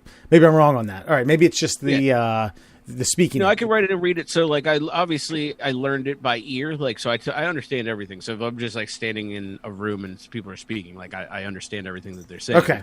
Because my parents would just speak to me in Spanish, but I also learned it formally starting in like 5th grade. So even like my parents who are native Spanish speakers, like sometimes they'll write Spanish and they'll write it wrong, and it is very common for native Spanish speakers to write Spanish incorrectly because typically they're not taught Spanish as a formal language like subject. It's just their speaking language. Okay. So in a lot of poorer countries, obviously they're not getting education to formally teach them how to speak their own fucking language. Like, right. So it is a very common thing that native Spanish speakers write Spanish worse than they obviously speak it. Well, what I was going to ask was how many people of Anglo-Saxon look have you seen completely butcher the double, the N with the squiggly line, the N Renye? Yeah. I don't know. I feel like you guys are abreast of that situation. So like, you're like, oh, I know that. That's Spanish. That's an enye. So my N sounds like nye. And so like somewhere along the line in like 5th grade when you guys were learning your shapes and your colors, in Spanish, then yeah, somebody was like, by the way, like pina, it's pina. You're like, oh, got it. You watched enough baseball. There's plenty of peñas. That'll get you in. So no, that's not one. It's the double L's. People butcher double L's. That's right. Yes. You Caucasus can't roll your R's. So double R's are really troublesome for you guys. Even for me, I can't really roll. Really? Yeah. Well, look, this guy. Look at him. So, but see, you're good. You've got the linguistic ability. See, I bet you Wes can't roll that R. Nope. and by the way, I'm cheating. I just have I'm using the dangly thing in the back of my throat to do it. I can't do it with the tongue. Oh yeah, that's cheap. I took 2 years with someone who's been on this show, who we can find to for specific advice, and we cheated on everything. Every test, quiz, homework assignment, everything. So I know shit. That's fair. That's fair. I mean, if you're not, I don't know, unless you're interested in taking Spanish, like just being a Spanish speaker as your life. Most people in America are like, oh, cool, that's my foreign language credit. Thanks. Wow. So, donde está la biblioteca, and you're good. You're good to go. That's your full sentence. See, I know where the library is. Yeah. Look at that. Or what did he say in Blue Streak? Tango el gato los pantalones. Yeah, that's not even a coherent sentence. So, but you just start saying stuff like that, and people are like, "Yeah, let the American go." He's telling you from a military term where his pants are. No, he's not. What's the coordinates of my pants? See? Wes gets it. Where's What about what's the cat? the There's a longitude cat and latitude? Would you say cat hair? There's a cat in there. Tango El Gato is the cat. I have the cat, the pants. That is the sentence I translation. think he means category. So what, like Levi, Calvin Klein? Yeah. Yeah. Wrangler. Maybe. Yeah. I took 3 years of German, and the only fluid sentence I can say is "Der Mutter spielt in das Puff," which means your mother plays in the whorehouse. Wow, that was all on I the got. test? Seems like that German choice was a really good idea. I can count too. That's it. Oh, do you go to a lot of fucking sausage houses and fucking use your counting abilities? It's the same Yeah. in a row, too. Let me get... You go to a lot of Das beer halls and fucking Discotheques, my friend. order fucking beer and fucking or fucking I don't know. I love it. Liters. Lederhosen. Liters.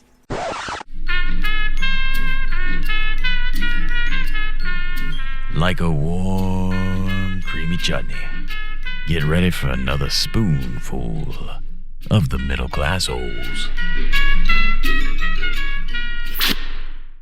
Welcome back to the Middle Class Holes. Alan Murr joining myself, Wes. We're going to get the 3 and Out here, a little Christmas special edition. But first, I'd like to get to the next to last reading from the Colonel himself. Now, if you're looking for a last-minute stocking stuffer, try the feature film Getting the Shaft on VHS. The recipient will be quite delighted. Yeah, that's... See, I told you it's authentic. The Colonel knew about the feature film. I mean, it only came out like 2 or 3 years after he died. So yeah, That might be the reason he saw it. I think he was listed as a producer. What's that? He was listed as a producer. He finally He's just watched trying it and He croaked. was just trying to kick up. Oh, and produce I did. Spit my beer out, asshole. God damn it. Well, friends, it's officially time for your favorite 3 questions of the week, my friends. It's officially time for 3 and Out, your Christmas edition, being brought to you, of course, by the Shin Splints Recovery Group. Make sure you find them on Facebook, especially if you got that pain below the knee and above the ankle. That pain you can just walk off over a few ginger weeks of taking it easy. But if you need that recovery group, find them on Facebook. All right, this week's 3 and Out, Christmas theme. We will start with you, Alan. Would you rather have it be true that Christmas trees feel pain and scream when you cut them down, or have it be true that Christmas cookies feel pain and scream when you eat them? I don't think. All right, so here's the question: do both entities scream? Like once I cut the tree down, it's dead, right? I don't bring it home and Yes. it's screaming. Okay. I'm gonna go. But think about how long it takes to cut down a Christmas tree. That's what I'm saying. So I think I'm. God, Yeah. stop. You sound like the Saul Yeah, I think- Rosenberg of trees. Yeah, I think I'm going. I think I'm going cookies because, like, depending on the cookie size, I could put a whole cookie in my mouth. You know what I mean? I could just avoid fucking the death screams entirely at that point. Quite frankly. Okay, well, I mean, you'd hear that muffled. Yeah, but that's That muffled. But here's the thing, though. Like, how many cookies?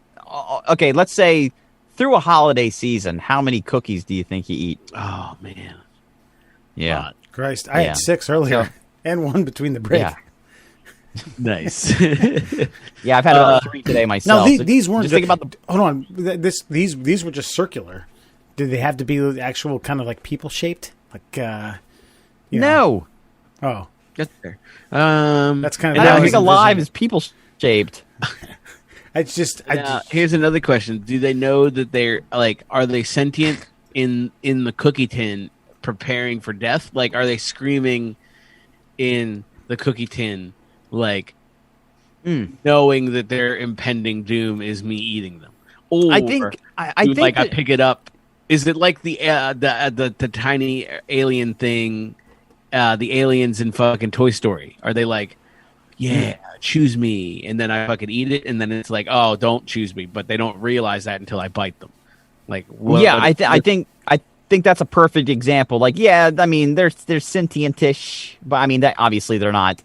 You know, there's not high brain function going on, but yeah, I think that's the perfect example. Like the little alien guys, like from Toy Story. Yeah, I think that's a good example. Yes, they are like that. Pick me, and then oh shit, he's disemboweling me inside of his chomper hole. Yeah.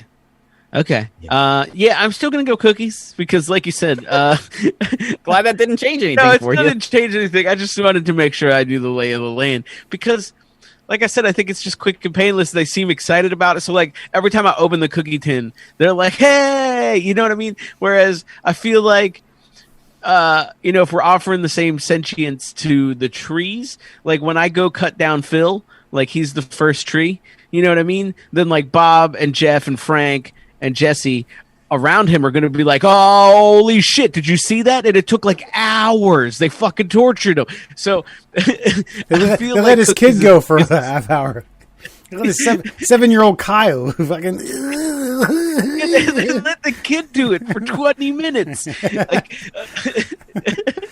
Like the farm only has hand tools. Like they don't even allow you to bring a power tool. Right. So yeah, cookies. I feel like it's much easier to deal with for me personally. That's fair. I do appreciate how you set up your own parameters for like the sentient nature of the cookie, and then still threw it all out the window. So you made it acceptable for yourself, and then you still murdered them. But no, that's fair. I like your answer. Yeah, because I still keep in mind I carried that logic over to the trees. So yes, very true. Yeah. So okay, Wes.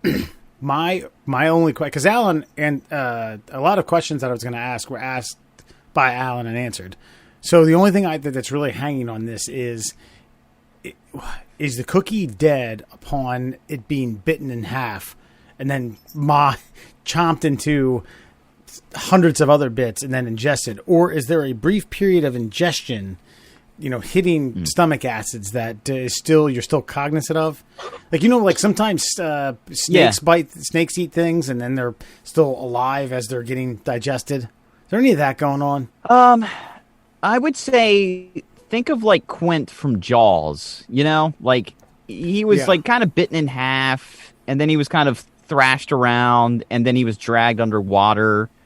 Still breathing at that point, aware of his tragic fate on the way to the bottom of the ocean as Jaws continued to chomp and swallow bit by bit by bit. So yeah, I would say it's a pretty tragic death for the cookie. Fairly aware of its own mortality on its way down your esophagus. Sure. Ooh, boy. This is a toughie. Painted a picture there. See here.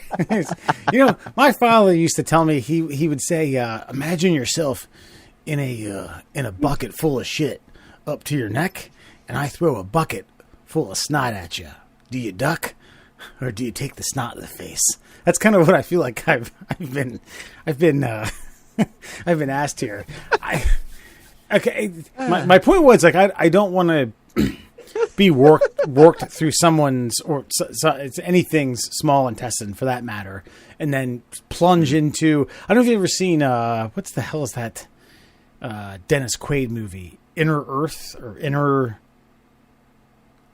Where he's in that small that small spaceship inside Martin Short's body. Wait, is that Dennis? Okay, it is Dennis Quaid.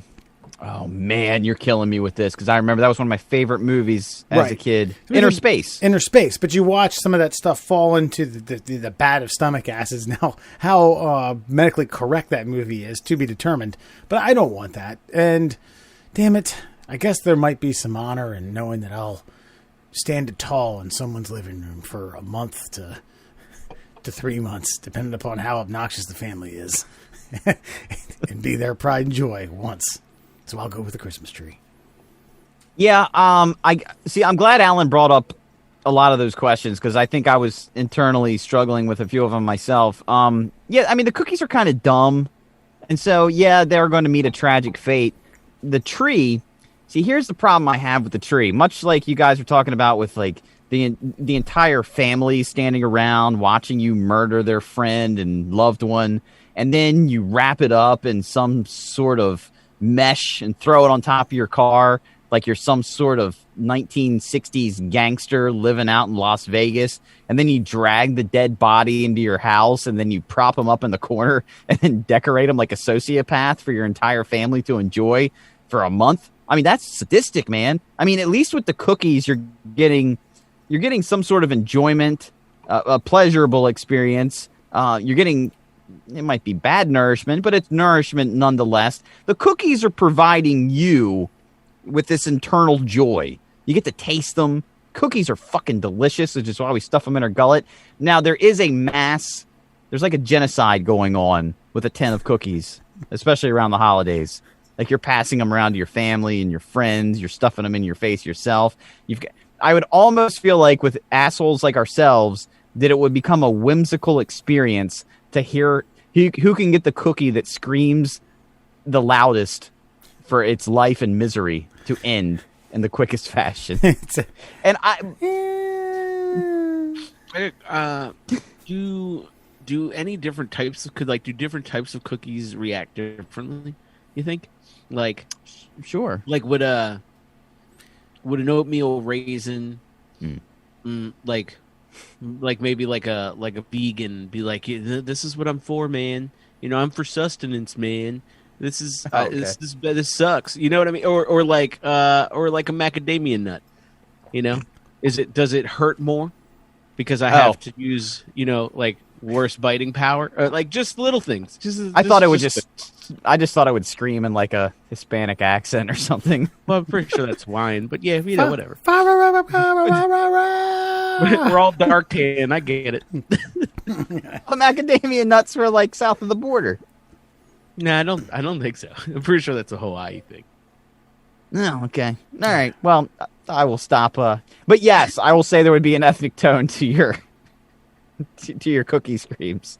I don't think they speak to you, though. It's just a scream, okay? It's an unintelligible, just, you know, universal agony, writhing, painful scream to their death. But I'm going cookies. Alan's going cookies.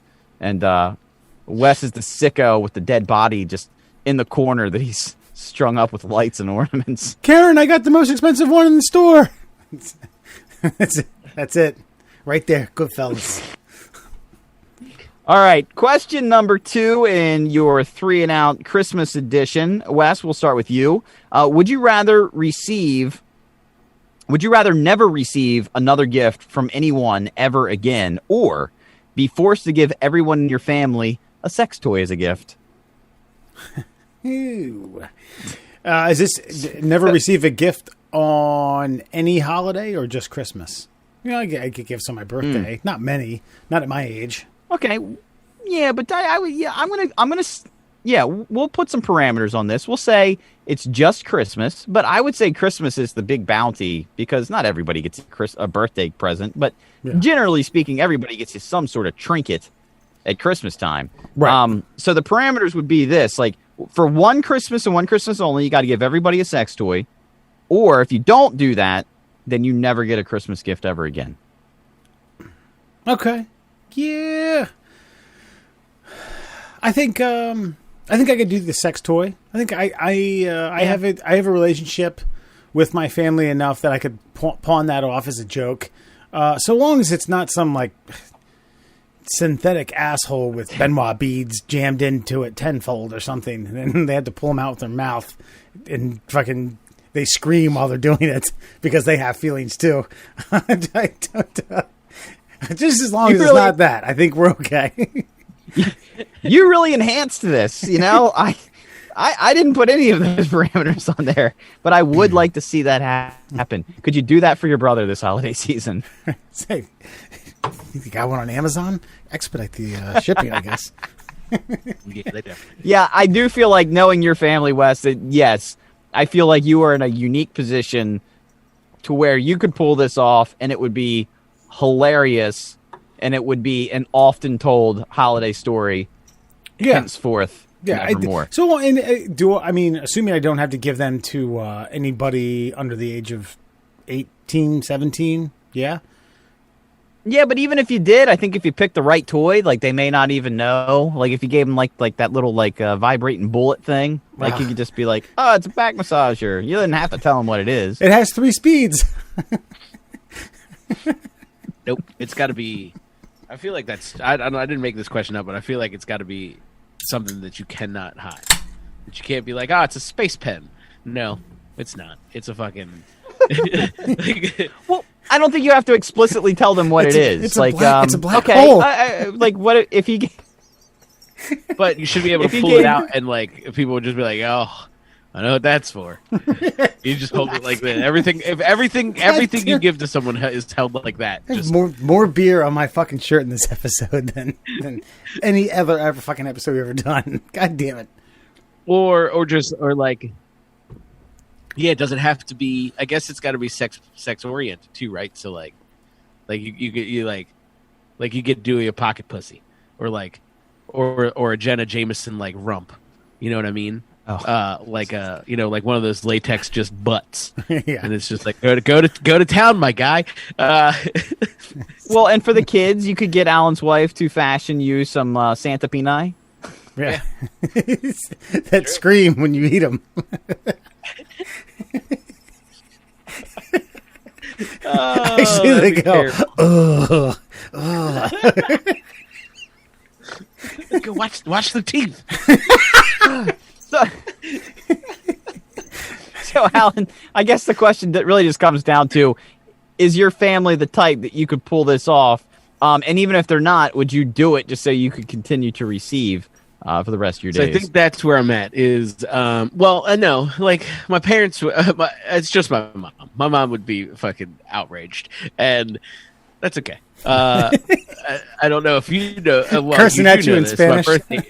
My birthday is Christmas, so this would literally just be me. This would be another variation of me being a brat. Like, yeah, sure. Everybody's getting dicks and pocket pussies and fucking like everything's gonna also have anal and clitoral stimulation. Like, there's gonna be there are no silver vibrating bullets that I could be like, yeah, it's a paperweight. Nope. It's a fucking latex penis. So It's an inner nose and ear massager. Yeah, because I can't be giving up. My birthday is Christmas. It's my only haul, bro. Like, I don't get July prep. Oh, so yeah. I have to commit. So yeah, I would definitely do that, and I would be absolutely remorseless of anyone's offense to it. Would you wrap the dildos in such a way that there was no guessing as to what it was? Just basically like a mold around a big dick. So, like, if it came in a box, I would take it out of a box and then just wrap it. Like, even like the paper would probably rip all the way to the house because it would just wobbling. It's just like, what is that? It's just open it up. It's good. I remember when I worked at the radio station, we had an Adam and Eve endorsement, and they sent us some free products. And one of the free products was a 10-inch purple silicone dildo with a suction cup on the end.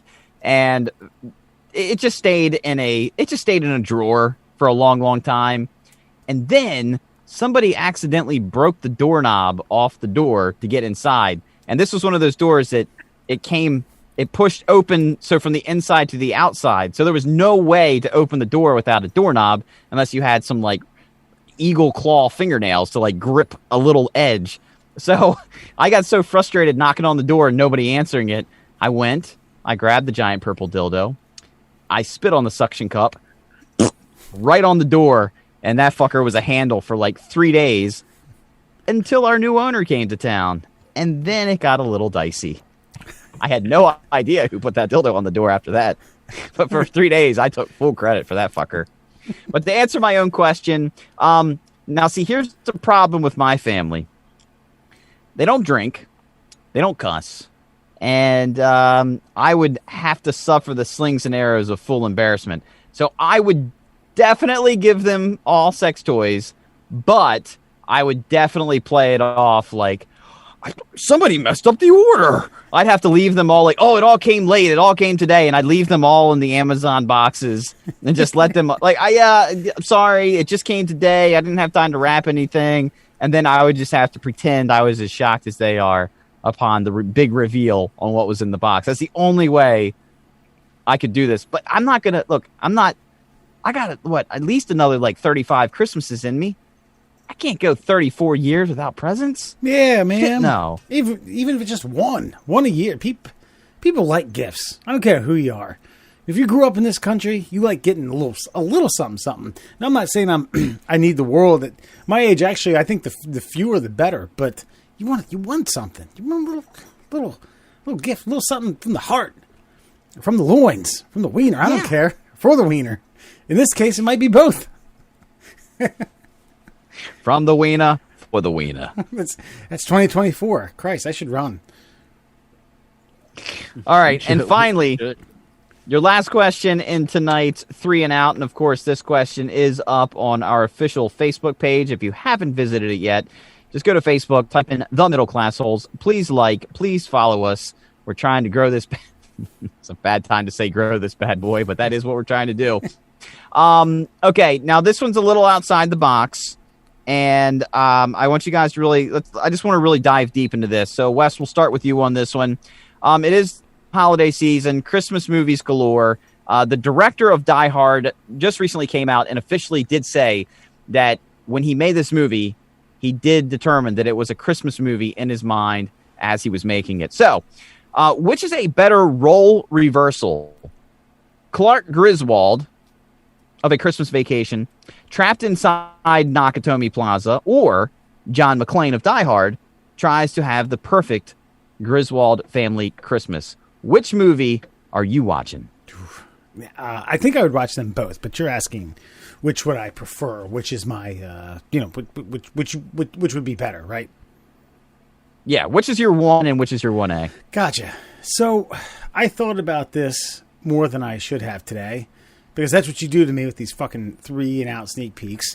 And this one, particularly at home, I mean, this is kind of like you can't miss. You know, this is like my dad's old thing with you're up to a bucket with your shoulders and shit. This is like you're up to your shoulders and I don't even know what Jell-O. You get pudding cookies. You get pudding thrown in your face. God, I guess it's like, which one of these characters would sabotage the fiber of the other movie more? And while I just think that there would still be something fun if you insert Clark Griswold into Nakatomi Plaza, running from terrorists, trying to take down an organization who wants money, who has hostages, while dealing with Carl Winslow outside, but it's not Carl Winslow. And apparently Run DMC makes a cameo that I don't even remember. I don't know. I just feel like Clark's such it would be hysterical. It'd be really funny.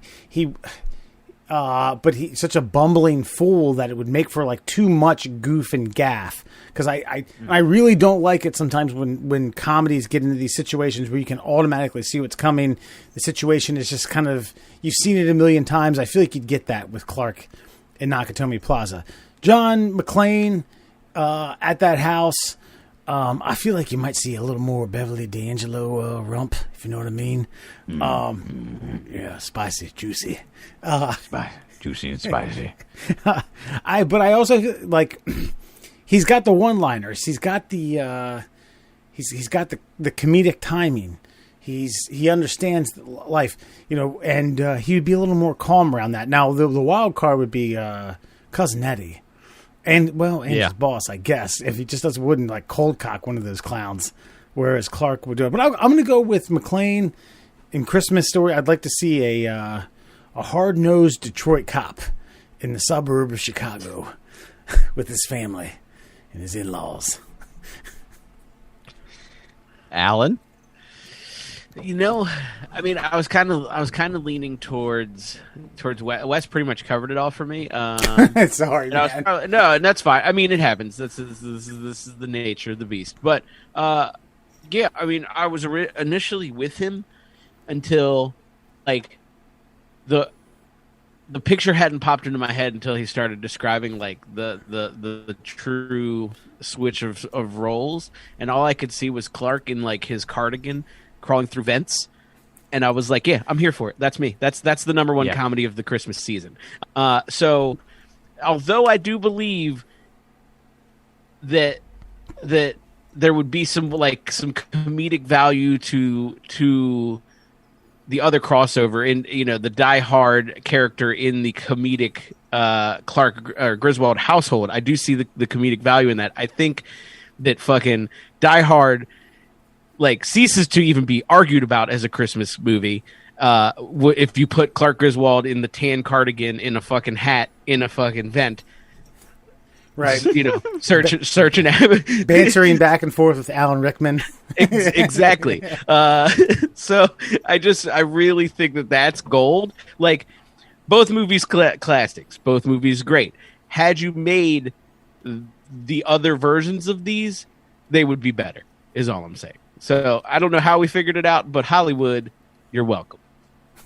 Yeah. No, I don't know how this one came to me, but this one just straight up came to me in a flash of utter brilliance, if I do say so myself. Yeah. Totally patting myself on the back here.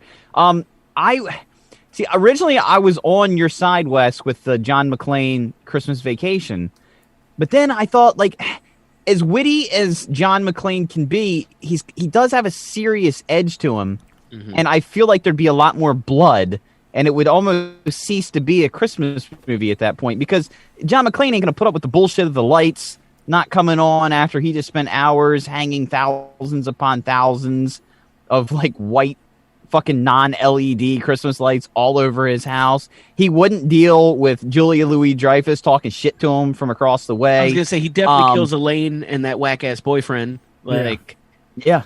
So easily. The uncle and stuffs them, and the old uncle.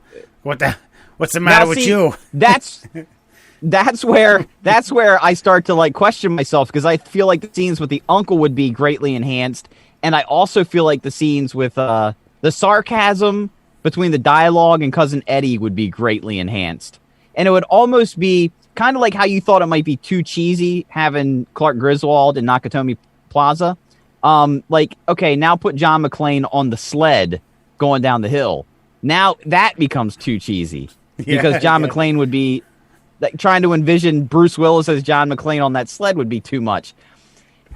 I almost see Clark Griswold in Die Hard as like the man who knew too little, which was a brilliant movie in itself. Like, every time Clark like leans down to grab a machine gun, a terrorist like shoots above his head and hits another terrorist, and that's how they're all being taken out. I was just about to ask about this. Like, what does he drop a fucking gun and he goes like and takes out 4 people in front of him? Yeah. When they say freeze, freeze. And then Clark would think that they were doing some sort of like I don't know, like improvisational play, like at the Christmas party. Like, oh, they're pretending. And then he just plays along, like, oh, I'm the lead character in this little play thing they have going on. And then Alan Rickman falls off the top of Nakatomi Plaza, and he's like, oh, you forgot your watch, as he's falling down. You know, I feel like, yes, it would cease to be Die Hard, and it wouldn't be the same movie, but it would still be great in its own right. So I feel like my answer is Clark Griswold, a Die Hard Vacation. that is my vote. Die Hard Vacation. I was, now that I'm thinking about it, I do think the scene, you know, when it's not even niece, I guess it's the cousin, Peggy Sue or whatever, interrupts him as he's having that fantasy about the broad flashing him in his own pool, or his pool soon to be, Clark. Yeah. Yeah, Yeah. And if it was John McClane, he'd crack a cigarette. Let me tell you something. I think that'd be funny, if you ask me. Or he might just put his full hand over her entire face and like slowly push her to the ground. Yeah, right. 3 and out, folks. And 3 and out. that's your 3 and out. Christmas edition. Well, if we're going to wrap up 3 and out, we're going to do it in style. And we got one last reading from the Colonel, and then we'll give you a sign off. One cold December back in 1943, we spent the holiday at my brother-in-law's house, where he had all these Thomas Kincaid cottages spread throughout the living room. Well, me and my boys took turns beating the tarnation out of him. And that's when we came up with the recipe for our famous country gravy. We thought you'd appreciate that. Thought you'd appreciate that one, Alan. Thomas Kincaid. I love how he was present at both the Mexican-American War and then this incident in 1940 something. Colonel Sanders must have been close to 200 years old at the time of his passing. Well, Colonel Sanders died in the 80s, and I think he lived to be like 80-some years old. So he was, he was around at the turn of the 20th century. I mean, just for context, the Mexican-American War was like 1840. Well, he did fight in the Spanish. Well, I gotta look this up. I swear, Colonel Sanders. Mexican-American or the Spanish? Spanish-American. Okay. Spanish-American War. Yeah. Some of the one that Get Teddy, your facts right. that Teddy Roosevelt fought in. I don't know. Is that a thing? Yeah, I think it is. He was part of the Rough Riders. not, Sorry, not DMX, because DMX would then be like 100 some odd years old. 1898. So Okay. That's fair. Okay. Well, That was 1943. Don't question the Colonel's facts. hey, Alan, do you excuse me? Do you find it? Do you find any honor in the fact that he, or actually no, not any honor? Are you a little disgusted at the fact that he said his brother-in-law had poor taste with Thomas Kincaid Christmas ornaments all over his living room? Oh no, because I think they're terrible. But people that I love them. So it is what I spend money on them. But me personally, not my vibe. Yeah, I'm not into snow-kissed cottages. This year's was I think Heroes Welcome, and it's all right. Heroes Welcome. Take a guess what the scene is. I'm going to say post World War II. That's all I got. This is at your parents' place? There's one actually downstairs. Kelly loves them too. So my wife and my mother. And what's the theme? So the name of it is Heroes Welcome. I believe is what it's called. Ooh, does that have something to do with Biden? No. So it's as cheesy as all the rest. Like, I think last year's was like an old timey fire truck with like a tiny Dalmatian puppy. But this one it's like I said, snow-kissed cottage, perfect like Christmas tree pine in the front yard, and then there's a kid running out the front door to his dad in fatigues who's waiting to hug him down on one knee. That's the scene for Heroes Welcome. I think it's Heroes Welcome, something like that. You could probably find it. They're made every year.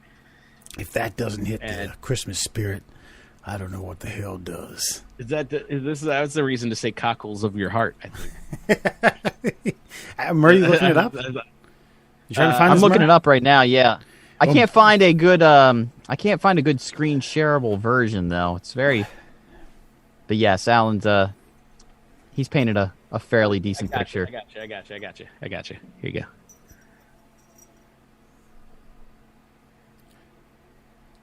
Yeah, so that's it. That little guy right there.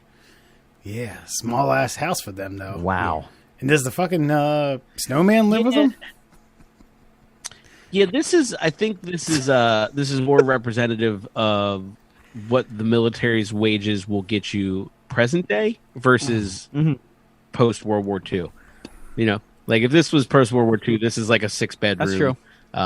They bought it for like $25,000. And I'd like to And now it's worth like $6.2 million. outside of New Jersey, outside of New York City somewhere, like in Queens. Yeah, Right. exactly. It's a fucking like Brooklyn brownstone. They got it for like $65. 1% fucking interest. Yeah, I would like to point out though. Hold on, that, I need you to leave the screen. Yeah, leave it up because I want to point something out. Yeah, go for it. Okay, I like to point out that their Christmas tree is in their front yard because someone decided to kill one that probably squealed for fucking 3 hours cutting this down, and they couldn't fit it in the house. It was just larger than the house. So They cut one down last year and it screamed for hours, so they just said fuck it. That's right. Yeah. Also, if you had a tree like that in your front yard, wouldn't you decorate it like a Christmas tree?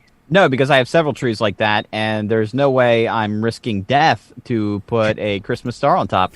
And so if you notice the wife, now little Johnny is absolutely thrilled that Daddy's home. Yeah. But Mom, the position of the hands looks like, oh shit, Daddy's home. Yeah. And I got to tell you something.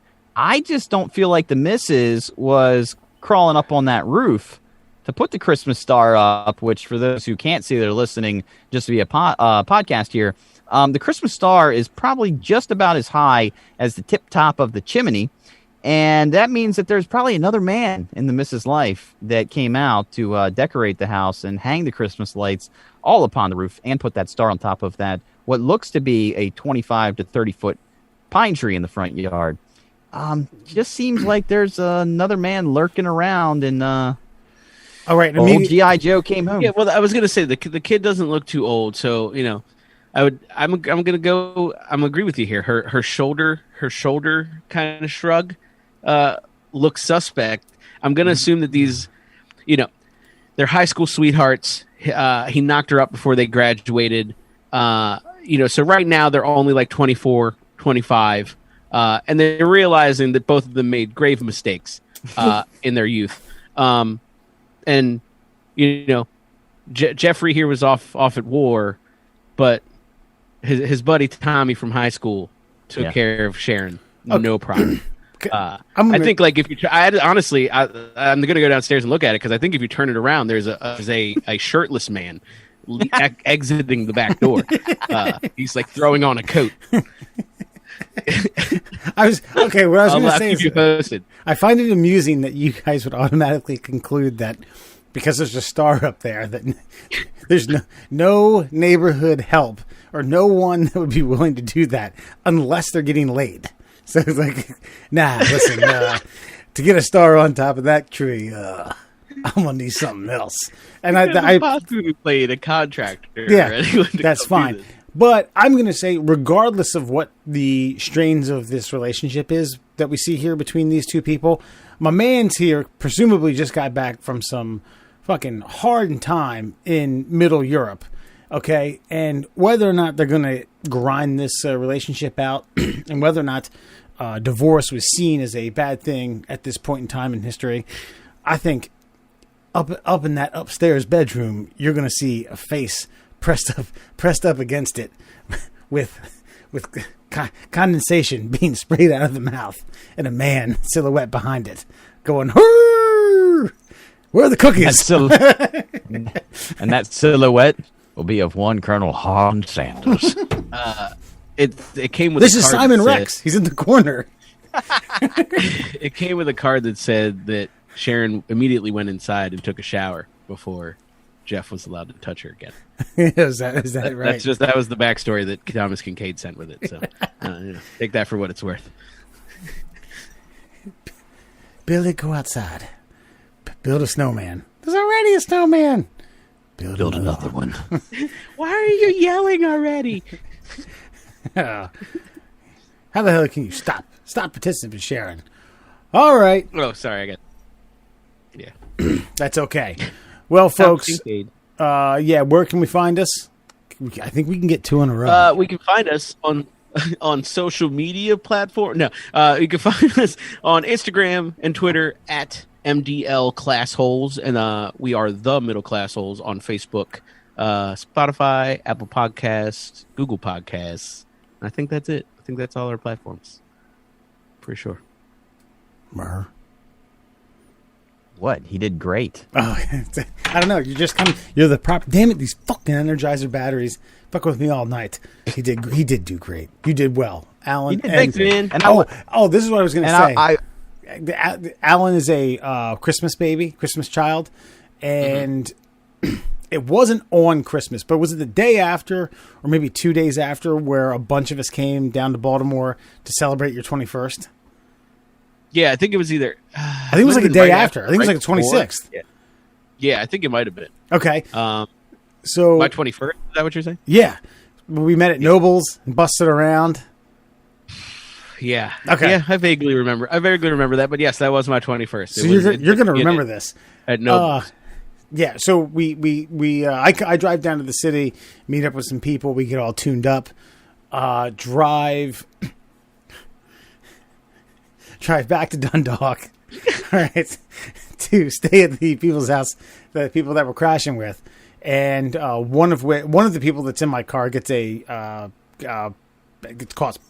urinating on the side of Rural Farms, and then they say like, kids play around here. It's like, kids play around here? Shut up!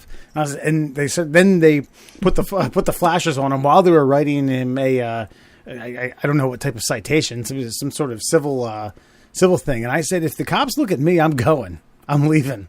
It's like a mile away. I don't give a fuck. I'm not getting in trouble. So anyway, they don't. He gets in my car. Alan is passed out, by the way. And then we drive to the other person, the person that we're staying at's house, and someone gives me the great idea to leave him be. He's passed out, but put the child safety locks on. And so we did. And I woke up at about 8 o'clock to like 27 missed phone calls from Alan, starting at 6 a.m. Got to be about 7. He was texting me like, my feet are numb, man. I'm going to die, bro. Can you wake up and let me out of the fucking car? God. Good thing I voluntarily joined that group of guys to hang out with in college. Fucking sick. And here we are. In hindsight, y'all probably could have killed me. But I was so tuned up that I don't think my blood would have frozen at that point. So I think I had hit a nice alcohol level where, you could have chucked me. You did chuck me in the freezer for like 5 hours, and I was fine. Yes. I had like some chill on, like when you freeze a bottle of water and then you squeeze it and just the water shell breaks. That was it. I was still good. I was still liquid inside. I almost didn't want to come outside. And it's like, hey man, do you think you can go outside and open the car? No, that's you. It's like, fuck. All right, kind of creeping up because he had that basement entrance. And so like creeping up. He like, did. Ooh. Oh god, no, so hungover too. I was like, oh, what happened? Merry Christmas, man! Happy birthday! Welcome to adulthood. Yeah, God, that was shit. 13 years ago. God. On whenever that was, whenever Christmas is Friday. The middle classholes are getting middle aged. That's what that means. All right, so we're gonna come at you in a week with a New Year's Eve something extravaganza. New Year's Eve, not New Year's Eve, but New Year's Eve. We'll also put up a post. So what are we going to say? My vote is $350, and 15 people from a variety of ranges of how much they're worth on, was it Cameo? And then people will vote, or do you want 20? I don't want to list 50. We can go on and on. No, I don't know what words you just said to me, but I know that there's a whole mess of great candidates, including Jose Canseco, that we can choose from. Yeah, I would say let's get 10 of them. We agree let's do like 3 each, and then one like hard consensus. Like the one that we're like all 3 of us are like, yes, absolutely. And yeah, we'll see what we come up with. Okay, including Lou Ferrigno. I saw the fucking Dice Man. All right. So what's our budget? $350? Are we agreeing on that? I think our budget is as much as our audience allows us to take. Well, how the hell? Let's let them help us choose. We can't just sit here and start demanding money. We got to put a cap at it and say $400. If you folks can come up with, 100 or more, then we'll stick to 400. Okay. I mean, I'm fine. I'm fine with that. We want to do like 350. I think 350. Like 350 was a good range because like no, the $400 to $800 crew is like meh, and then like yeah, sure, I'd like a Jason Alexander, but do I want to pay $1,000? Nah. You know what I mean? So like I think we're just in a firm like C to D list actors. All right, listen. 350 is Gary Busey money. I say that is our goal. Yeah, dude. One. See, I would like to split it up. I'd like to do like 3 people to get us to 350. So we'll let the audience decide. We can do that. Fair enough. And next week's extravaganza for the year will be as good as the year we celebrate, 2020. The Colonel says so. All right, folks. Enjoy your Christmas. Festivus, Chanukah, Happy holiday. or whatever you celebrate. Happy Chanukah. There's a Kwanzaa. Don't forget the Kwanzaa friends out there. Good, much love. Good night.